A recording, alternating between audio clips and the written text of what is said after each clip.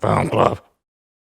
Thank you for joining us for another episode of Film Club. I am one of your hosts, Andy Harrison, and with me, as always, it's Andy Donaldson.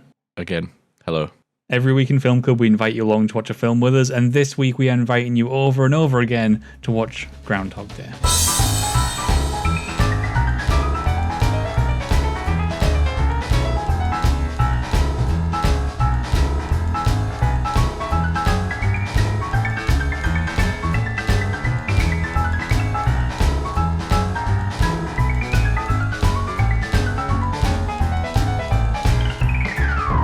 Groundhog Day tells the story of a weatherman who's kind of hates life and everyone around him.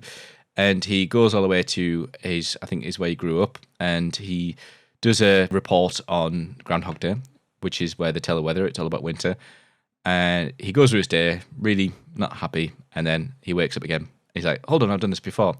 Then it keeps happening to the point where he's like, oh, I can get away with anything. So he commits crimes. He tries to kill himself. He tries to seduce the women around him, sometimes wins, sometimes gets slapped. And it's about the story of this reporter becoming a better person. Bill Murray, and it's directed by Harold Ramis, which of course, both of them, Ghostbusters fame. Mm-hmm. And Groundhog Day is, for some reason, one of the films that I will go back to time and time and time again. It's not necessarily a film that pushes the boundaries of cinema, and it's not a film that necessarily goes to the deepest depths of any actor's performance, and it's not a film that has the best cinematography or the most incredible soundtrack. It is just such a tightly constructed, charming, personality-filled, wonderful time. Yes!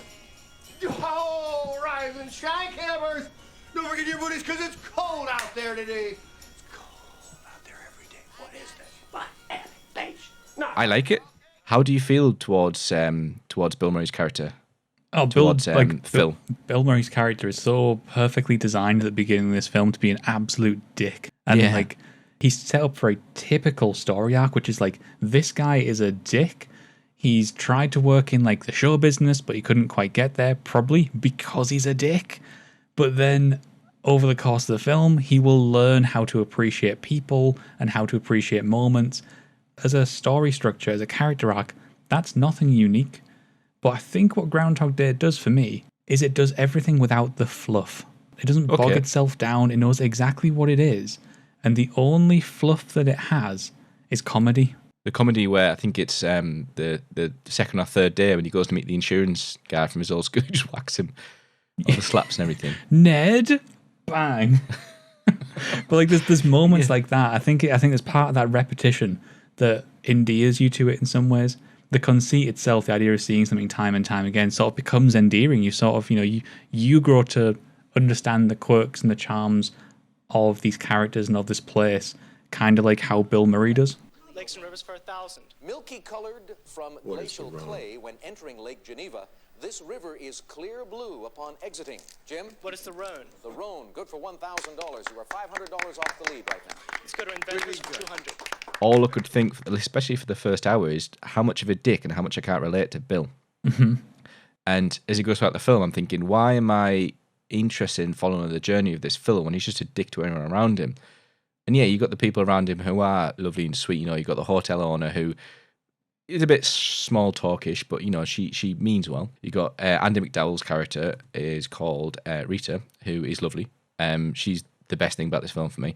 Also, you got Larry as well, who's just infatuated by Phil, despite Phil being an absolute dick to him. And yeah, you have these characters that are endearing in themselves, but I struggled to relate and I struggled to kind of like Phil. It was only in the last half hour that I could understand. It was the moment where he saw the guy in the street and he was like, he's died, and it was like, how, and he's kept trying to resuscitate him. And it was those moments I was thinking, oh Christ, I really like this kind of redemption. It was only in those moments that I finally could feel for the character. But we're talking like that was an hour and a half, well, not an hour and a half, that was like an hour and a bit into the film that I started to feel that. Well, I struggle in the first half hour. I think that's exactly the point, is that I like it because he's not likable at the beginning. For me, a protagonist does not have to be a likable person. And in this, I wouldn't call him a protagonist. But go on, sorry. I didn't mean to sort of blunt. Well, I mean, he is a protagonist by definition. By definition. The main character of a film.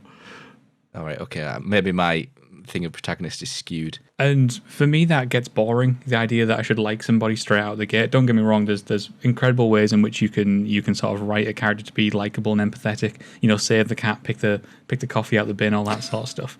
And what I kind of love about Groundhog Day is that it takes so long to get him there. He is this person who is like just fundamentally begrudging to the world around him. He thinks that everybody is there to serve him.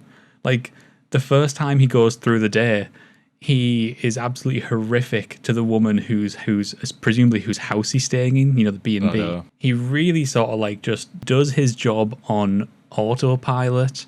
He desperately just wants to get out of that town as soon as he can, doesn't even want to entertain the idea.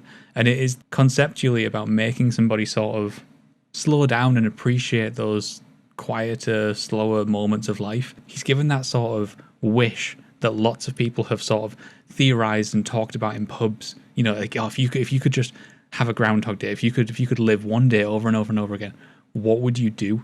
And that's what this film just essentially tries to answer, is if someone was stuck in a loop, and you know, that is the conceit of the film, if someone is stuck in the loop, what would they do?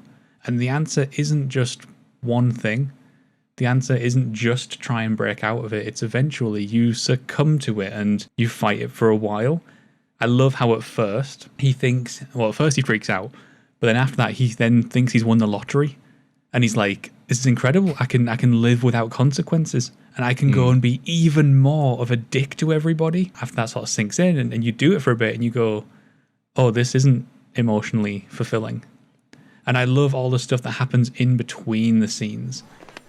This is Doris. Her brother-in-law Carl owns this diner. She's worked here since she was 17. More than anything else in her life, she wants to see Paris before she dies. Oh, boy, what are you doing? This is Debbie Kleiser and her fiancé Fred. Do I know you? They're supposed to be getting married this afternoon, but Debbie is having second thoughts. What? Lovely ring. This is Bill. He's been a waiter for 3 years since he left Penn State and had to get work. He likes the town, he paints toy soldiers, and he's gay. I am. When he's going through the diner and she's freaking out and she's like sort of pointing at people and being like, who's that, who's that? And he's just rattling off all this information because... But I like how nonchalant he is about it. Exactly. In between the scenes, you feel that he's had these conversations with people because he's got nothing else to do. There's this wonderful little... I don't know if you can call it a fan theory, but somebody sort of roughly totaled together how long it would take him to have all these conversations, to learn things like when wind would be blowing throughout the day and when dogs would bark, how long it would take him to become that good of an ice sculptist, how long it would take him to learn the piano to that degree. And somebody sort of like totaled all this time up. And it comes out at about 10,000 years. But it's great to see as his redemption's coming through. It's not just through Rita and Andy McDowell, but it's through the people around him as well. They have their own quirks, they have their own love for life, they have their own dreams, they have their own, what would you rather be doing? Well, I particularly like this, and like this. It's a really good scene, the really good line he says, you like boats, but you don't like the ocean, I think it is. Her grounded character, and she is the realism in this film that kind of ties him down and anchors him down to become a better person. Like I said, there's other people around him as well. And, you know, I think Andy McDowell did a fantastic job. It's a great example of casting. I think she really sort of embodies that. And on the flip side, if a character is unlikable, then you've really got to cast somebody who can walk that line. And there's no one better for that job than Bill Murray at this time. Bill Murray in anything is just class, to be fair. It would be strange seeing this film without him, to be honest. I know that obviously him and Harold Ramis had like a collaboration for a few films. And I think it's this film where they had some sort of falling out, actually.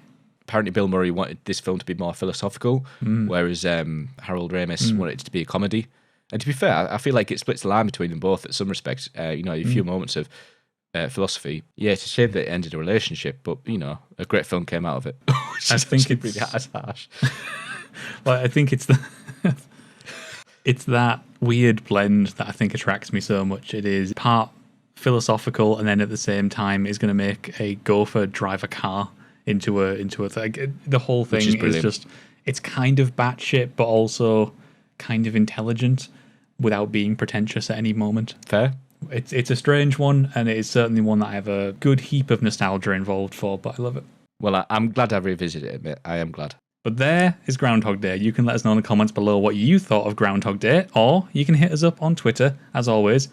But Andy and I are going to be back once again next week, where we're taking a look at an 80s icon in The Terminator. We'll be back. I realise it's the wrong film, but I don't care. Until then, get watching.